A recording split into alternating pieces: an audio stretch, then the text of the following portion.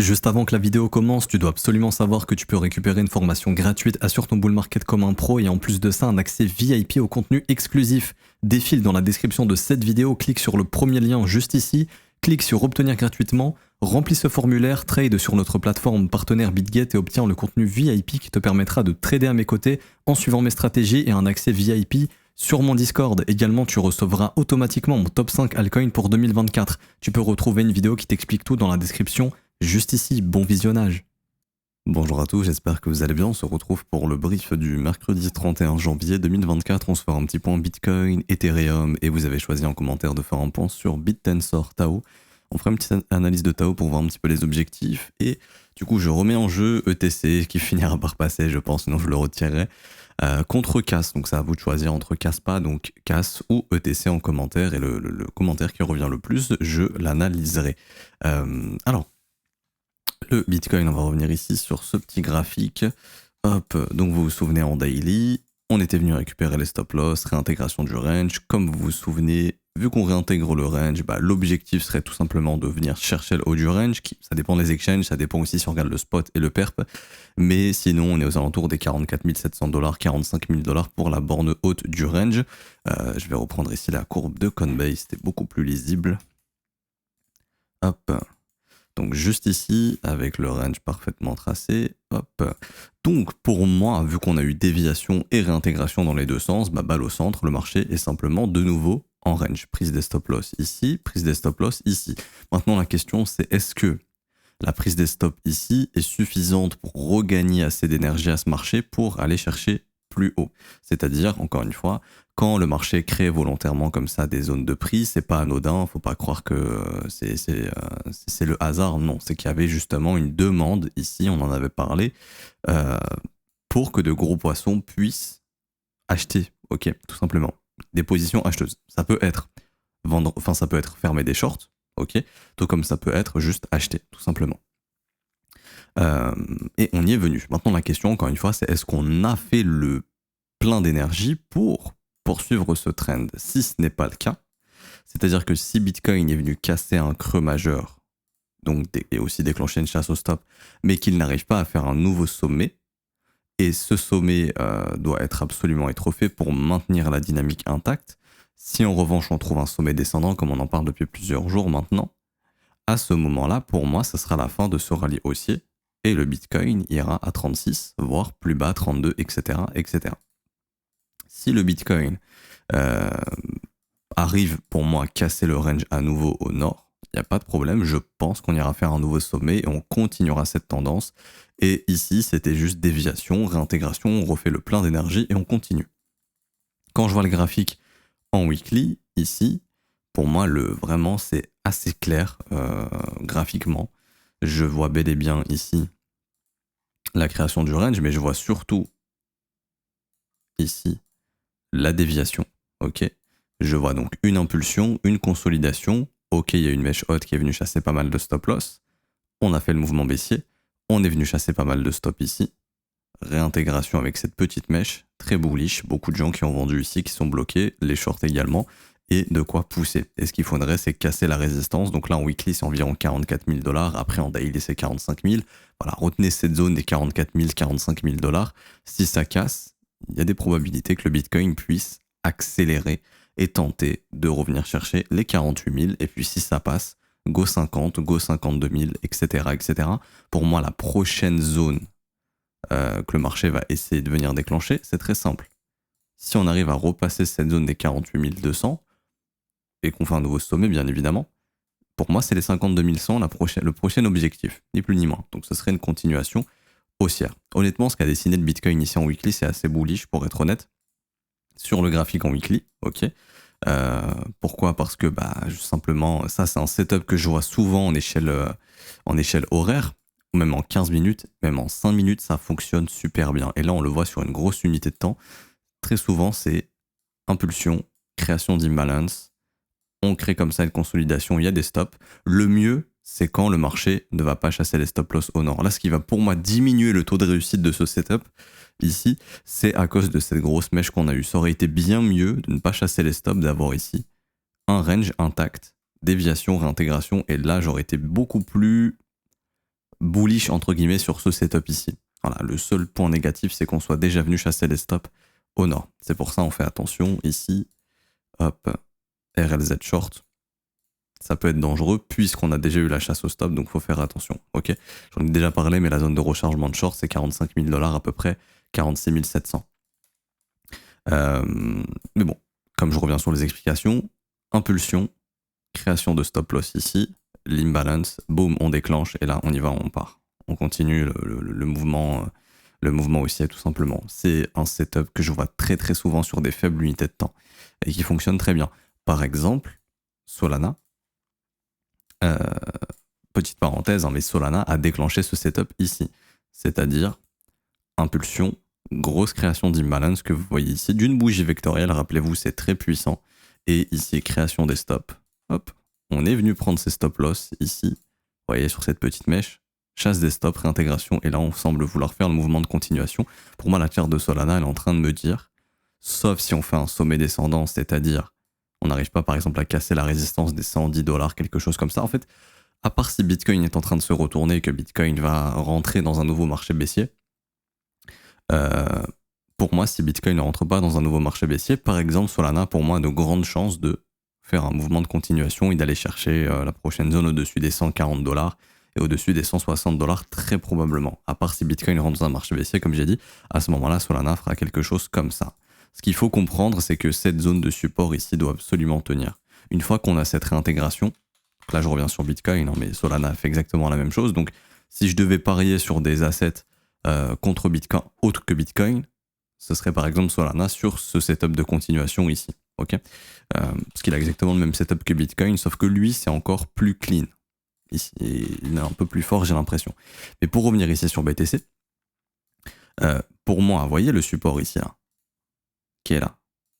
Faut le tenir. Okay, pour moi, tant que le prix ne revient pas là-dessous, c'est boule. Faut pas chercher à comprendre plus loin. Oui, il y a la possibilité d'avoir un rejet dans les 45 000 et dans la zone de rechargement de short, on est très vigilant et pour moi, je le répète, faut se hedger. C'est-à-dire que si on revient dans cette zone, ici, là, et là, je vais reprendre la résistance daily, qui est là.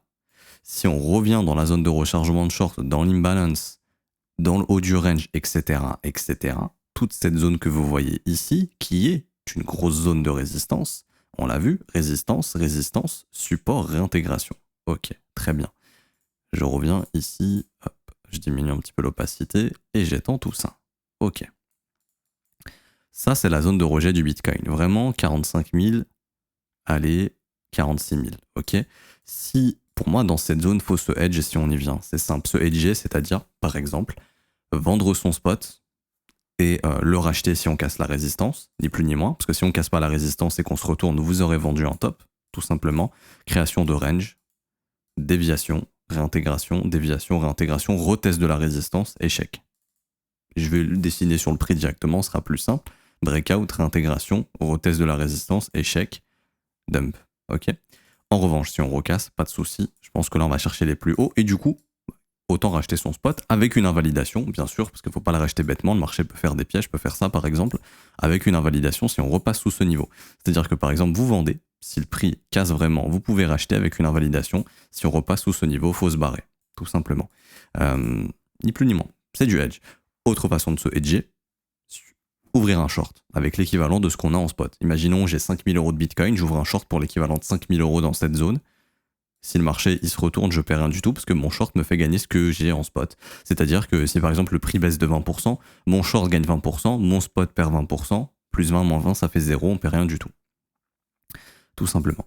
Ok, ni plus ni moins. Et si on casse la résistance, go fermer le hedge également, puisque pour moi il n'y a plus lieu de le garder et vaut mieux bénéficier de son spot qui va prendre en valeur. C'est comme ça qu'on peut protéger une position professionnellement, sans risquer zéro.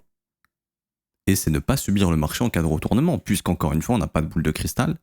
On ne sait pas si le marché va aller faire un nouveau sommet. Pour moi, ça sert à rien de développer un biais super bear, puisque jusqu'à preuve du contraire, la tendance est toujours haussière. Pour l'instant, encore une fois. Après, je ne sais pas si on est en train de former un top. Il y a une possibilité qu'on le fasse. Ok. Et comme je le dis, après avoir récupéré autant de stop loss, si jamais le marché fait pas un nouveau sommet, pour moi, c'est un signal fort. Que vraiment, on commence beaucoup à faiblir et il y aura de grandes chances d'aller plus bas et de retourner cette tendance. Ok. premier objectif 32 000, enfin pardon 36 200, puis par la suite ce sera je pense 32 600, etc. etc. si 38.2 ne fait pas le taf. Mais encore une fois, faut faire le sommet descendant, ok. Voilà. Donc, pour moi vraiment c'est la charte la plus clean qu'on peut avoir, il n'y a pas 6000 questions à se poser. N'oubliez pas aujourd'hui FOMC, j'allais oublier, décision sur les taux d'intérêt, très peu de probabilité de les descendre. Imaginez que la Fed les descende, hyper bullish pour les marchés. Enfin, hyper bullish. Encore une fois, certains vont se dire oui, il y a peut-être un risque de récession, du coup c'est pour ça qu'on baisse les taux, parce qu'il faut redynamiser l'économie, et du coup ce serait pas bon. Et d'autres qui vont se dire oui, c'est génial, si on rebaisse les taux, c'est qu'on a atterri tranquillement, on va pouvoir repartir dans un QE bientôt, etc. Bon, ça encore une fois, on verra. Après, il y a très peu de probabilité que les taux soient augmentés, enfin soit diminués, augmentés quasiment impossible, diminués également. Ce serait pour le mois de mars. D'après les prévisions ici au niveau des probabilités, j'ai pas le site ouvert actuellement. Je sais pas où est-ce qu'il est. CME interest rates ici. Où sont les probas? On va attendre que ça charge un peu. Ici, voilà, probabilité 97% pour le FOMC d'aujourd'hui de rester dans le range 525-550.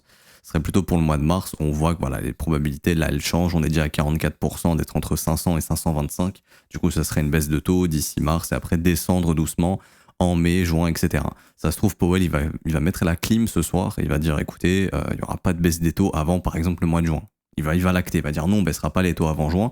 Et là, le marché s'est projeté sur une baisse des taux en mars. S'il dit ça, ça voudrait dire quoi? Ça voudrait dire up du dollar probablement et down des stocks et peut-être down du marché crypto également. Donc attention à ce que pourrait dire Powell ce soir, sachant que Bitcoin est techniquement déjà venu chercher la zone qui nous intéressait. C'est pour ça qu'hier je vous disais justement 43 600 perso sur l'entrée à 40 600 que j'ai repris. Donc comme j'expliquais, j'avais vendu à 48 000 $ ici quand j'ai vu la réintégration horaire pendant autour de la news des ETF. Et ce que j'ai vendu à 48, enfin même pas, beaucoup plus que ce que j'ai vendu à 48, mais j'ai repris une grosse exposition Bitcoin avec un risque très proche de zéro. C'est-à-dire que là, je suis quasiment full exposé Bitcoin, mais j'ai un risque proche de zéro. Bah oui, tu peux avoir une full exposition, mais si ton stop il est à 0,2% de ton entrée, bah t'as un risque de 0,2%, mais tu peux être all-in, ok? Donc je suis pas all-in en mode là, si Bitcoin baisse, je perds tout, loin de là. Je risque maximum, je crois que je suis autour peut-être des 0,4% de risque, quelque chose comme ça, parce que j'ai maintenant mon stop qui est très légèrement sous mon prix d'entrée. Et en vérité, le TP que j'ai pris couvre le stop, du coup je m'en fous. Mais ici, tout simplement, voilà, on est déjà venu chercher une zone intéressante, c'était les stops juste ici. On peut très bien retourner le prix si on le souhaite sans forcément aller chercher le haut de range. Ça pourrait être en adéquation avec le scénario Powell casse un peu la hype du marché, par exemple. Donc ça, faudrait faire attention, ok? Pas plus de choses à dire, franchement, l'action de prix horaire n'est pas folle. Hier, on va chercher les stop loss juste avant de faire le mouvement baissier. Et pareil, on va chercher tous les plus bas de la session américaine, session asiatique, etc. Donc là, pour moi, on est dans une zone où le prix peut se retourner. S'il ne se retourne pas ici, donc le fait d'être venu chercher les plus bas d'une session US, si jamais on ne se retourne pas ici, je pense qu'on ira chercher plus bas sous les 42 480, entre 42 400 et 42 000 pour aujourd'hui. Voilà, surveillez bien cette zone. Pour moi, si le prix reste fort, je pense qu'on pourra déclencher un mouvement qui ira chercher les sommets et on continuera d'aller au-dessus des 44 000 $. Si jamais ça se fait pas ici, attendez-vous à un down, je dirais au moins jusqu'aux 42 200 dans la journée. Ok, c'est des niveaux à surveiller et n'oubliez pas, il y a le FOMC, donc à tout moment, le marché peut mettre un coup de pression au nord, au sud, peut chasser des stops dans tous les sens, puisque c'est un événement de liquidité qui va être assez important et tous les algos vont être là pour trader le mouvement fort du début. C'est-à-dire que par exemple, si ça part comme ça, il y a plein d'algos qui vont essayer d'appuyer le mouvement et ça va vite aller chercher des zones de stop qui vont être ici et ici. Si par contre le mouvement il est baissier, les algos vont essayer de l'appuyer et pour moi la prochaine zone elle est minimum ici, voire même ça peut être beaucoup plus violent avec tous ces low daily qu'on a là et carrément se retrouver à 41 000 par exemple, ok, puisque le marché simplement va s'arrêter là où il y a de la liquidité pour freiner le prix et c'est ici ou c'est là, ok, et c'est la zone intermédiaire, donc 42 400, 41 000 et pour les shorts 44 000. Pas plus de choses à dire, beaucoup d'informations. Bon, ça c'était sur du court terme, retenez l'essentiel. En daily, alors ici, voilà, Ethereum, donc ETH, pareil comme Bitcoin, dans son range, déviation, réintégration, sauf que lui n'est pas revenu chasser les stops, il l'avait fait avant, le Bitcoin. Il était parti faire un nouveau plus haut, très bien, sauf que réintégration du range, ok, du coup balle au centre, on revient dans le range, j'en ai déjà parlé, tant qu'on ne cassera pas les 2400, il se passera rien sur Ether. Faut absolument que Ethereum ressorte de ce range ici, casse cette zone d'imbalance d'une bougie vectorielle, qui est une zone assez puissante.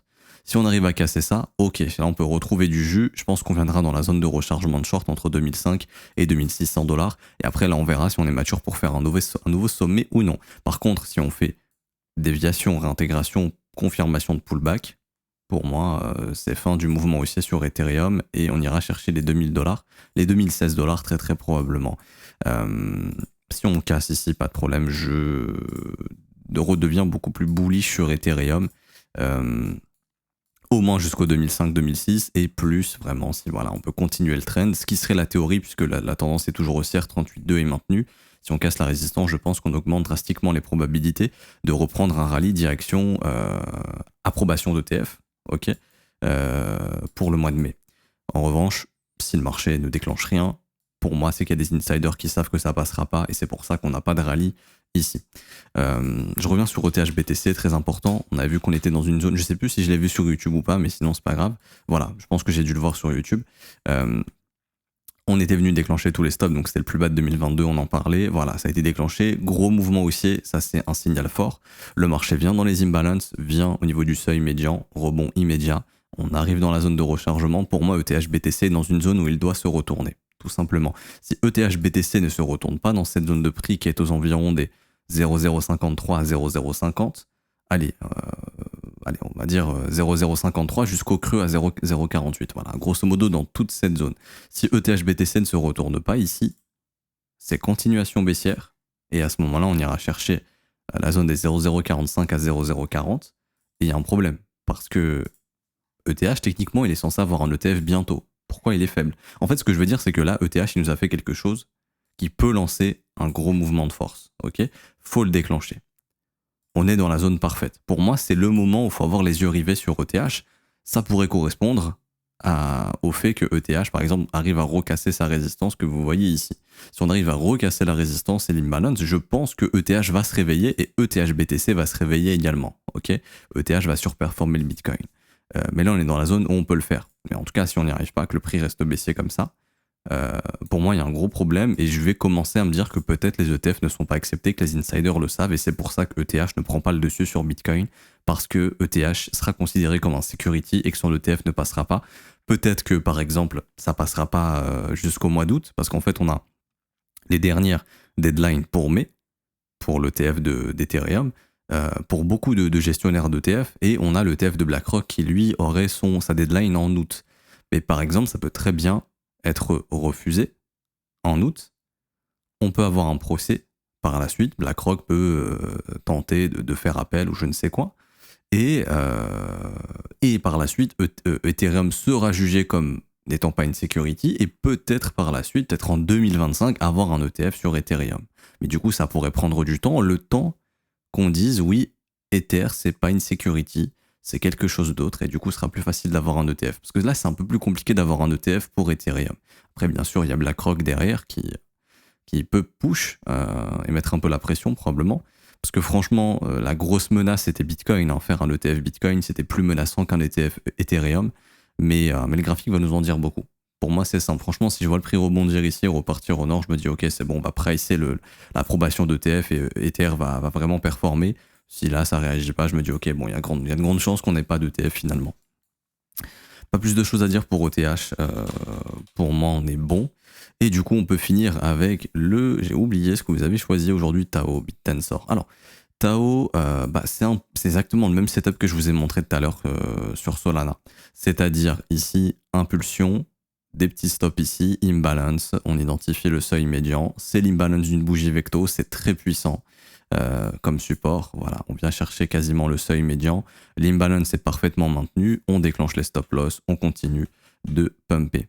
Ici, j'en avais parlé pas de ce setup, pas sur Twitter, j'avais pas parlé de ce setup sur Twitter, mais j'avais parlé justement de la force de Tao pendant la chute de BTC. Pendant que Bitcoin chutait aux 38 000 $, Tao il était là, ici, et il est resté hyper fort, ou il était là peut-être. Ouais, il était ici, et il était très très très très très très fort. Et il enchaînait, il était pas lent d'enchaîner W dans W. Et du coup, bah, ici, on avait vu justement la force de Tao, et ensuite Bitcoin à bottom, et là, Tao est parti en ligne droite. Et vous voyez, ici, on est venu chasser tous les stops. Là, en daily, on voit encore mieux. Là, il y a la petite mèche. Certains diront que c'est du hasard. Et comme par hasard, on chasse les stops, bam, le prix repart. Dans l'imbalance ici de la bougie vectorielle qui maintient les prix parfaitement. Et en plus de ça, une bougie vectorielle en weekly également. Donc parfait signal de continuation, très fort, c'est ce qu'est en train de faire Solana. Est-ce que Solana arrivera à faire un plus haut? Ça, on verra bien. Maintenant, on en est où? Alors, ici en regardant daily le graphique, ok, je prends mon FIB, première chose que je fais, et je fais une extension 161.800, c'est les objectifs à venir chercher. Donc ce serait entre 520 et 600 dollars la prochaine zone d'objectif pour Tao. Ça veut pas dire qu'on va y venir, mais c'est une target mathématique qu'on a des probabilités de venir chercher. Ok, ça, hop, très bien. Ensuite, au niveau du comportement du prix, est-ce que ce mouvement est baissier pour l'instant? Non, ce mouvement reste très haussier. Ce qu'il faudrait surveiller sur Tao, c'est la réintégration du breakout ici. Pour moi, ce serait un signal d'exit, en tout cas de prise de profit ici. Parce que là, si le marché, c'est exactement ce qu'on avait fait ici, là j'en avais parlé, là pour moi, fallait exit. Avec la création du range déviation, réintégration, fallait se barrer et ça a donné lieu quand même à un mouvement baissier des 360 à 190 dollars. Donc on est quand même passé, on a quand même une petite chute de 45%. Pour moi, pareil, si on réintègre ce sommet, il vaut mieux sortir parce que là, ça peut annoncer un mouvement de retracement et je le verrai, je pense, bien entre 300 et 280 dollars. Ça me paraît une zone intéressante. Maintenant, je vois aucun signal, même si je vais en H4 par exemple. Pour moi, il y a un momentum qui est toujours très fort. Création de range, breakout, très strong ici. Pareil, le prix en H4 est très fort pour le moment. Bon, en H1, petite méfiance, réintégration du breakout ici, mais c'est pas non plus la fin du monde. Si on est toujours haussier, sur l'analyse horaire, pour moi, là, on est en train de trouver un bottom. Je prends mon dernier creux, la zone de rechargement. Ok, c'est la zone dans laquelle on doit former un creux ascendant ici pour continuer le mouvement haussier et aller chercher des plus hauts. En revanche, si là, par exemple, Tao en horaire commence à nous faire ça, ça commence à potentiellement faiblir en H1 et ça pourra déclencher un mouvement de retracement. Généralement, ce que je regarde dans ces cas-là, c'est où est-ce qu'il est 38,2 de l'impulsion haussière. Ici, hop, et très généralement, le marché va consolider autour de ce niveau. Pareil, si ça il le casse, bon bah là, il faudra s'attendre à quelque chose de plus baissier, mais comme je le dis déjà, la réintégration pour moi du breakout de la TH ne serait pas forcément une très bonne chose. Ça pourrait juste indiquer qu'on est juste venu dévier la TH, qu'on est en train de faire une distribution au-dessus et qu'on retournera au sud. Ok, chose que je vois clairement pas maintenant, donc pour moi c'est boule, boule, boule. Normalement ça c'est censé continuer de monter. Si ça monte pas justement, c'est qu'il y a un problème. Si tu breaks des ATH et que tu n'arrives plus à monter derrière, c'est qu'il y a un souci. Parce que c'est l'action de prix la plus simple pour pumper. Il n'y a plus de résistance, il n'y a plus rien là. Donc si on doit pumper, c'est maintenant. Au-dessus d'un ATH, si ton prix commence à faiblir comme ça et réintègre, c'est qu'il y a de grandes chances que c'était une zone de stop et une phase de distribution pour redéclencher un mouvement baissier de retracement. Ok ? Maintenant, est-ce que j'ai d'autres objectifs ici?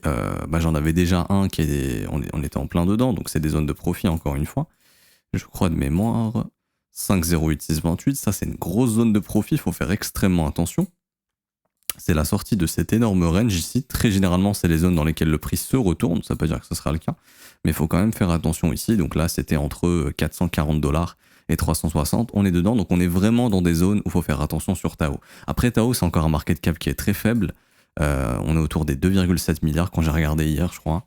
Si ça devient l'un des projets numéro 1 de l'IA, c'est très sous-coté encore, enfin c'est très sous-évalué. Voilà, on est top 200. Tao, ça a clairement le potentiel, je pense, de finir top 30, peut-être top 20. Donc pour moi, on a 2,5 milliards. Pour moi, ça va chercher de grosses capitalisations. Ok, en tout cas, je serais pas étonné. Maintenant, ça peut très bien être le cas en 2025 et en 2024, le prix peut très bien ranger encore quelques temps avant d'y aller. Ok, ici, ça pourrait juste être déviation et le prix va recréer une sorte de range pour le rebreaker plus tard, par exemple. C'est une éventualité. Pour moi, je vois pas de signaux baissiers ici pour l'instant. Je vois clairement le prix potentiellement continuer de monter tant qu'on ne réintègre pas la TH précédent.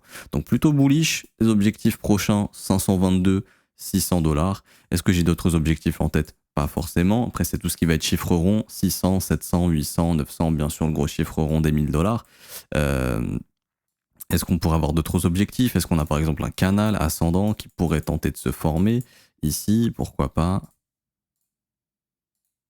Hop, imaginons. Hop, peut-être qu'on est en train de rentrer dans une sorte de canal et que le marché peut très bien décider de monter comme ceci, vis-à-vis du seuil médian et monter doucement et tranquillement comme ça. Pourquoi pas? Je donne pas trop de crédit à ce canal, honnêtement. Mais s'il est respecté, j'en donnerai plus, ok? Après, voilà, si ça break, accélération, et là, le prix peut vraiment monter bien plus haut, sincèrement. Franchement, techniquement, j'ai pas plus de choses à dire sur Tao. Pour moi, ça me paraît haussier, tant que ça ne réintègre pas. Voilà, comme j'ai dit, tant que ça ne réintègre pas, c'est plutôt bullish. Ce qui a été fait ici est très bullish pour moi. La première imbalance qu'on a croisée, elle a maintenu les prix, elle a relancé une phase très haussière. Donc ouais, pour moi, ça c'est... Ouais, tant que ça ne réintègre pas, c'est boule, boule, boule. Est-ce que c'est le moment idéal d'acheter ici? Pour un investisseur, encore une fois, deux points de vue. D'un point de vue graphique, non. Pour être honnête, graphiquement, pour moi, c'est non. D'un point de vue capitalisation et fondamental, pourquoi pas? C'est-à-dire, ok, on est à 2 milliards de capitalisation environ, c'est faible, ça peut monter à bien plus. Si vous estimez que ça mérite minimum 50 milliards de capitalisation, bah achetez ici, c'est un x20 qui vous attend, x25. Si vous trouvez que ça va atteindre 10 milliards en moyenne, bah pareil, ça peut encore faire x4, x5, ça peut être un bon moment pour investir. D'un point de vue technique, ici c'est trop tard comparé à ce qui était ici en zone de stop, etc. C'était beaucoup plus professionnel de rentrer ici ou même sur CW quand on en parlait sur Twitter que de rentrer après le FOMO ici. Ok, voilà. Du coup, pour l'investisseur, c'est un peu plus compliqué. Pour moi, on est plutôt dans une phase où les investisseurs prennent des profits sur la montée, tout simplement. Après, pour moi, on est encore très early dans ce cycle. Je vois pas du tout une énorme hype sur le projet. Je vois pas tous les retails. Je vois pas des gens qui connaissent pas la crypto qui m'en parlent, par exemple. Du coup, ouais, j'estime que ça montera beaucoup plus. Donc, encore une fois, pour moi, chacun fait ce qu'il veut. C'est vrai qu'une entrée plus pro, ce serait par exemple au moins la zone de rechargement de ce mouvement. Donc ça peut encore monter, mais voilà, il y aurait des entrées beaucoup plus professionnelles. Ici, par exemple, si ça monte dans les 500$, ça retracera probablement et ça viendra chercher peut-être 330, 270, sera des entrées beaucoup plus professionnelles que d'en rentrer ici, potentiellement, ok, pour des continuations. Après, encore une fois, le prix peut ne pas y revenir, bien évidemment. Pareil, à un niveau professionnel, ça serait le premier arrêt de tout ce mouvement, ici. Hop. Si jamais un jour on y revient, environ des 300$, c'est un bon prix également. Je m'arrête ici pour Tao, j'espère que ça vous aura plu. Si c'est le cas, n'hésitez pas à mettre un petit pouce bleu, vous abonner si ce n'est pas déjà fait. Également, vous avez une formation gratuite qui vous attend en commentaire épinglé, c'est le premier lien. Obtiens ta formation et accède au VIP gratuitement pour trader à mes côtés. Vous cliquez sur ce petit lien, c'est 100% gratuit, il n'y a rien à payer. Vous allez atterrir sur cette page, vous cliquez sur obtenir gratuitement. Une fois que c'est fait, vous allez cliquer sur ce petit lien ici, donc ça va vous ramener sur BitGet, notre plateforme partenaire. Donc c'est une plateforme sur laquelle vous pouvez trader toutes les crypto-monnaies, etc., etc. Vous cliquez, vous vous inscrivez, vous mettez un mail, un mot de passe, c'est gratuit. Vous faites créer votre compte. Une fois que c'est fait, ça va vous connecter sur la plateforme et vous allez dans votre tableau de bord. Donc là, c'est en haut à gauche, tableau de bord. Vous copiez l'ID utilisateur juste ici. Ok. Une fois que c'est fait, vous revenez sur le formulaire, vous le collez ici, donc il y en a pour 2 minutes, vous mettez votre mail et vous faites recevoir gratuitement ton accès à la formation. 10-15 minutes après, vous avez la formation dans votre boîte mail. Pour ceux qui veulent avoir accès au VIP, donc c'est du contenu supplémentaire, il y a mon top 10 altcoin qui arrive très bientôt. Également, j'ai sorti une vidéo, c'était lundi, pour les VIP, sur un scénario d'accumulation sur beaucoup d'altcoins avec un scénario wake-off avec de bonnes entrées. Je leur ai envoyé cette vidéo, je leur sors aussi une vidéo 2.0 très bientôt, donc la suite, et également une vidéo 2.0 sur la phase d'accumulation en 2024. Il y a toutes ces vidéos qui arrivent bientôt, c'est pour les VIP. Également, vous avez des cours qui ont déjà été faits, qui vous apprennent le trading. Donc là, on est vraiment axé day trading et optimisation des entrées, des sorties. Tout ça, c'est gratuit également. Dès que vous rejoignez le VIP, vous avez accès à toutes ces vidéos. Il y en a beaucoup plus ici dans le contenu vidéo, mais je ne peux pas vous le montrer. Et également, vous pouvez échanger avec nous sur le Discord. Et il y a de très très très grosses choses qui arrivent très bientôt. Je pense que ça va intéresser une énorme partie de la communauté. Ça arrive bientôt, on travaille dessus. Et je ne peux pas vous en dire plus, mais voilà, pour moi, ça va être incroyable. Ça sera pour les VIP. Également, c'est 100% gratuit. Comment être VIP? Il suffit simplement de trader sur BitGet avec le compte que vous avez créé en étant affilié au trône, tout simplement. Vous tradez pendant 3-4 jours. Notre système va détecter que vous tradez et en fait, on va vous activer le rôle VIP automatiquement. On va détecter que vous êtes VIP, tout simplement. Pour récupérer le rôle VIP, c'est simple. Il y a une vidéo qui vous explique comment faire dans la formation. C'est la dernière vidéo de formation, ça dure 2 minutes et on vous dit comment récupérer votre accès VIP une fois que vous êtes éligible. C'est très simple. Ça, c'est pour le VIP et la formation, c'est 100% gratuit, il n'y a rien à payer, même pour le VIP. Ensuite, vous avez l'école, donc ça, c'est une formation payante, c'est une formation de 19 heures dès que vous rejoignez l'école. On apprend tout sur l'analyse technique, l'order flow, le fondamental, vous avez tous les cours qui sont juste ici, fondation des bases, analyse du prix, localisation, structure, momentum, setup, psychologie et sentiments, order flow, analyse fondamentale, on apprend absolument tout. Et vous avez aussi des briefs quotidiens tous les jours, du lundi au vendredi à partir de 7h jusqu'à 8h30. C'est dispo rediffusion si vous n'êtes pas là. Et également, il y a un résumé écrit des choses les plus importantes. Par exemple, si on a vu un setup intéressant, je le mets à l'écrit, comme ça vous pouvez le lire en 2 minutes et voir le setup également au lieu de regarder la vidéo si vous n'avez pas eu le temps aujourd'hui. Parce que je sais, on a des occupations, on n'a pas forcément le temps d'aller sur l'ordi tous les jours. Et voilà, c'est pour ça justement que je fais des résumés écrits. Ça commence à 49 € par mois, c'est sans engagement, vous pouvez annuler le renouvellement quand vous le souhaitez. Et vous avez aussi les offres 3 mois, 6 mois et 12 mois qui ont des réductions. On a actuellement 36% de réduction sur l'offre 12 mois, on est à 380 € au lieu de 588. Du coup, n'hésitez pas à en profiter pour rejoindre l'école, c'est le 4e lien en commentaire épinglé. Rejoindre l'école, école.letronfzco.com. Donc c'est le lien que j'ai mis en rectangle rouge. Vous cliquez sur ce lien et vous pourrez choisir votre abonnement. Et également annuler le renouvellement si vous le souhaitez, c'est sans engagement de durée. Je m'arrête ici pour aujourd'hui. N'hésitez pas à me proposer des altcoins que je pourrais analyser en commentaire, des idées de versus également parce que je vais le tourner demain ou vendredi. Et puis on se retrouve demain. Bonne journée à tous. Ciao ciao.